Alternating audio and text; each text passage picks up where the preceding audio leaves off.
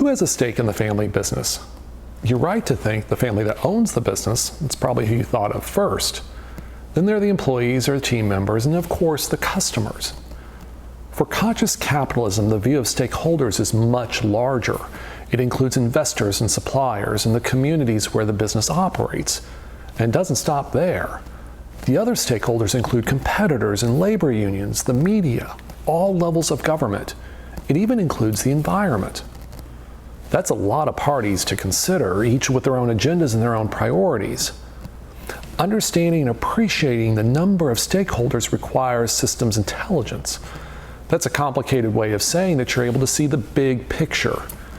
This means not just knowing all the different parties involved, but realizing how they're interconnected and dependent on one another. How one small change here can have an impact on everything that follows. That's a huge shift in thinking. It's also a huge shift in problem solving. Conscious capitalism encourages business owners and their teams to move away from looking at problems as trade-offs or zero-sum thinking, where someone else has to lose in order for you to win. Instead, conscious capitalism or conscious capitalists look for win, win, win, win, win. I think I got the number of wins right. That is win to the sixth power solutions, even with your competitors. Now, before your head explodes at the thought of that, thinking about how you can help your competition win, remember that you can learn from your competitors, either by the mistakes they make or by what they do right. And your competition isn't for everyone, just like your business and my business, for that matter, isn't for everyone. There are always ways you can stand out from the competition. Now, this big picture approach with all these stakeholders may feel that it doesn't matter for your family's business. But think about the hundreds of thousands, if not millions of businesses that will be changing hands in the next 5 to 15 years, thanks to the baby boomer retirement wave. If those businesses do not transition well, for whatever reason, millions of jobs will vanish, supply chains will be disrupted, wealth will evaporate, that very same wealth that supports so many good causes in our communities. But let's bring this closer to home. Do any of these businesses include your customers or your suppliers? What would happen if any of them closed their doors unexpectedly? Would you take a big hit in sales, or would your supply chain be thrown into chaos?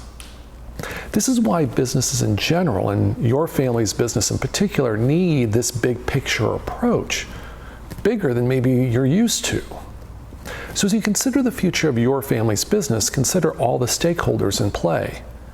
Ask yourself, how can I create solutions where everyone wins? Because the more willing you are to help them win, the more willing they will be to help you. Now, before I sign off, I want to talk about one stakeholder that's missing from the conscious capitalism model. You may have already guessed it. It's the family that owns the business. And why does the family deserve special consideration? Well, going back to higher purpose, the business was started to take care of the family so the family can thrive. In turn, the family's shared purpose, its cultures, its value, forms the business and serves as the foundation. Those elements drive the business. If the family doesn't stay healthy, it will impact the business, which will have a ripple effect on all the stakeholders that buy from, sell to, or benefit from the business.